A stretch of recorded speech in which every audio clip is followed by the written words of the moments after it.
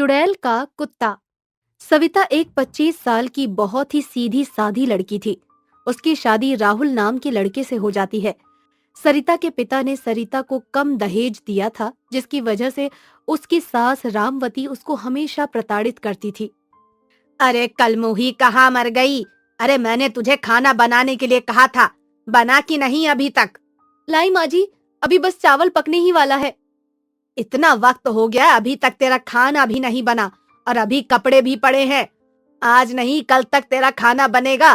कब तेरे कपड़े धुलेंगे? इतना धीरे धीरे चलती है। तेरे बाप ने तुझे ही मेरे सर पर मरना था। कुछ समय बाद रामवती रसोई में जाकर देखती है तो चावल पक गया होता है। कुछ भी कहो, खाना तो तू बहुत अच्छा बनाती है। देखो कितनी अच्छी खुशबू आ रही है, रहा नहीं जा रहा। चल खाकर देखती हूँ। दिखने में तो बहुत अच्छा लग रहा है, चल थोड़ा सा खाकर भी देख लूं। रामवती चावल के पतीले में से कुछ चावल खा लेती है और स्वाद स्वाद में उसे वो चावल बहुत अच्छे लगते हैं।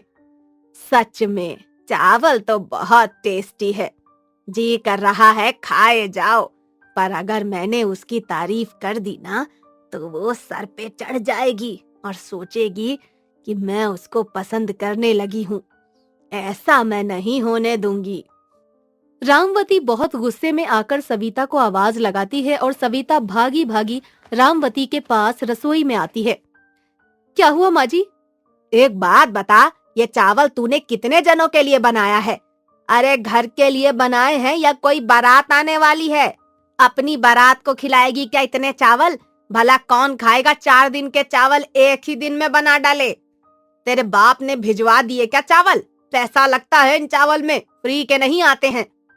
पर माँ जी, चावल तो मैंने हमेशा की तरह उतने ही बनाए हैं जितने बनते हैं। अरे मैंने ये बाल क्या धूप में सुखाए हैं? अरे मुझे अंदाजा है चावलों का। ये चावल तू ही खाएगी, अब हम में से कोई नहीं खाएगा। और देख, मिर्च के मारे लाल हुए पड़े हैं चावल। खाना बनाना आता नहीं है तुझे अभी तक। रामवती उसको प्रताड़ित करती हुई रसोई से बाहर निकल कर आती है और सविता बेचारी रोती हुई रह जाती है। उसे गली के कुत्तों से बहुत लगाव था। वो उसी से सारी बात कहा करती थी, उसे अपने बच्चे की तरह रखती थी। मैंने हमेशा की तरह ही चावल बनाया, आज चावल इतना ज्यादा क्यों लग रहा है? हमेशा मुझसे गलती होती रहती है और मैं माँ जी का दिल दुखाती हूँ।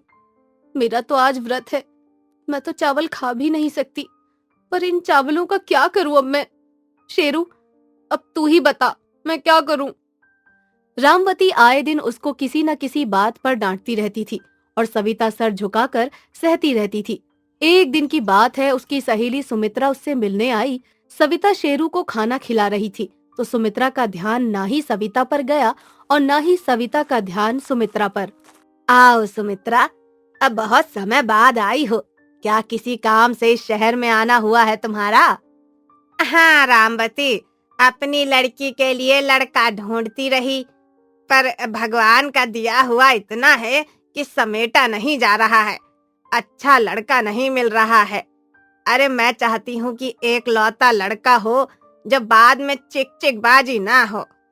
रामवती सोचती है कि उसकी बहू सविता तो दहेज नहीं लेकर आई है, क्यों ना इसका पत्ता साफ करके सुमित्रा की बेटी को अपने घर की बहू बना लिया जाए। और वो अपने बेटे को सुमित्रा को दिखाती है और उससे शादी की बात चलाती है। अब बगल में छोरा नगर में ढिंढोरा।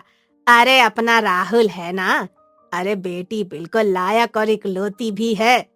तुम तो मुझे जानती हो, मैं चिक चिक बाजी में विश्वास नहीं करती।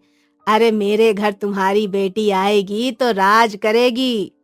अरे वाह, तुमने तो मेरी सारी समस्या ही दूर कर दी बहन। मैं अपनी बेटी का रिश्ता राहुल से करने के लिए तैयार हूँ। आज से हम सहेलियां नहीं बल्कि समधन बन गई हैं। दोनों आपस में गले लगती हैं और एक दिन रामवती गैस का चूल्हा खोल कर रख देती है। सविता जैसे ही गैस जलाती है, वो आग की लपटों में लिपट जाती है और जलकर मर जाती है।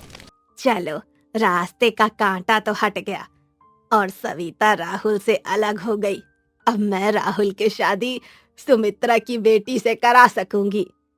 रामवती उसकी जली हुई लाश को पास के जंगल की नदी में फेंकवा देती है। इस बात का एहसास जब शेरू को होता है तो वो पास वाली नदी पर जहाँ सविता को फेंका होता है वहाँ जाकर रोने लग जाता है। सविता चुड़ैल बनकर शेरू के सामने आ जाती है। मत रो शेरू, मत रो। मैं जानती हूँ कि अब मैं यहाँ पर नहीं हूँ। तुझे रोटी देने वाला कोई नहीं है। अब कुछ नहीं कर सकती मैं तो मर चुकी हूँ। सविता को जब शेरू देखता है तो वो बहुत तेज तेज रोने लग जाता है, क्योंकि शेरू सविता को बहुत चाहता था। शेरू, मैं मर गई तो क्या हुआ, अब मैं चुड़ैल बन गई हूँ। जो मैं जीते जी नहीं कर पाई, अब मरने के बाद तेरे शरीर में प्रवेश करके करूंगी। मेरा कोई कुछ भी नहीं बिगाड़ सकेगा अब।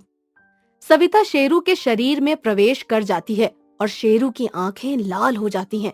वो एक खूंखार कुत्ते में बदल जाता है। जब वो सविता के घर जाता है तो रामवती धूप में बैठी होती है। जब शेरू को सामने देखती है तो आग बबूला हो जाती है। अब क्या लेने आया है यहाँ पर? अरे सविता ही तुझे रोटी दे दिया करती थी, मुझसे कोई उम्मीद मत करियो। चल भाग जा यहाँ से, तेरे लिए यहाँ पर कोई जगह नहीं है। जहाँ पर सविता गई है वहीं पर चले जा तू। दोनों ने मेरी नाक में दम कर रखा था। शेरू गुस्से में आ जाता है और उसके अंदर की सविता रामवती के पैर में काट लेती है, जिससे वो दर्द से तड़प जाती है। अब शेरू रामवती के हर काम में अड़ंगा देने लग जाता है। राहुल, सविता तो पता नहीं कहाँ भाग गई। अपना मुंह काला करा लिया उसने। मैंने तेरे लिए एक बहुत अच्छा रिश्ता देखा है।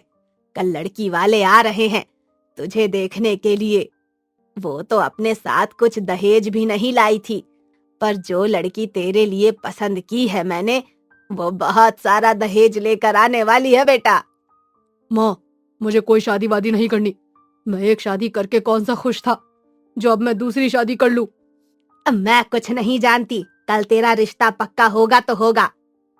ठीक है माँ, जैसा तुम्हें ठीक लगे। अगले दिन सुमित्रा अपनी लड़की को लेकर घर आ जाती है और रिश्ता पक्का करने की बात चल पड़ती है। तभी शेरू आकर शगुन का सारा सामान फेंक देता है। इस शेरू ने तो नाक में दम कर रखा है। जब देखो कभी काट लेता है, कभी सामान फेंक देता है। अभी मैं कुत्ते पकड़ने वाली पुलिस को बुला लेती हूँ, तभी पता चलेगा इसको। रामवती फोन करके कुत्ते पकड़ने वाली पुलिस को बुला लेती है और थोड़ी देर में वो पुलिस वहाँ पर आ जाती है। जब सविता को शेरू को पकड़ने वाली बात का एहसास होता है तो वो अपने असली रूप में आ जाती है। रुक जाओ, कोई भी शेरू को हाथ नहीं लगाएगा। सविता, तुम कहाँ चली गई थी और तुम चुड़ैल कैसे बन गई? मैंने तुम्हें कहाँ नहीं ढूंढा। सभी ने तुम्हारे ऊपर आरोप लगाया कि तुम किसी के साथ भाग गई हो, और तुम्हारा यह रूप बहुत ही अलग है। क्या बात है, मुझे सच सच बताओ। राहुल, मैं कहीं नहीं गई थी, ना ही मैं किसी के साथ भागी थी।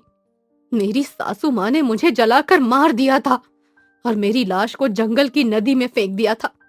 पर शेरू के बार बार रोने की वजह से मुझे वापस आना पड़ा। शेरू के साथ माँ जी ने बहुत गलत व्यवहार किया। इस वजह से मैं शेरू के शरीर में प्रवेश कर गई और माँ जी को सबक सिखाया। ये क्या कह रही हो सविता? तुम मेरी माँ पर गलत आरोप लगा रही हो। मैं इस वक्त एक चुड़ैल हूँ और मैं झूठ नहीं बोल रही। मुझे झूठ बोलकर आखिर क्या मिलेगा? माँ जी ने मेरे साथ बहुत गलत किया है, जिसकी वजह से मैं चुड़ैल बनकर दोबारा यहाँ पर आई हूँ, जिससे किसी और की जिंदगी बर्बाद ना हो। आज तुम्हारी शादी सिर्फ दहेज के लालच में आकर कर रही है माँ जी। अगर वो भी दहेज नहीं लाई तो वो भी दहेज की आग में जला दी जाएगी। माँ, क्या ये सही है? सच सच बताइए। हाँ बेटा, ये बात सही है। मुझे माफ कर दो सविता, मैंने तुम्हें जलाकर मार दिया। मुझे माफ कर दो बेटा। चुड़ैल की सारी बातें वहाँ खड़े सारे लोग सुन लेते हैं और पुलिस वहाँ पर आती है और वो पुलिस रामवती को पकड़ कर ले जाती है।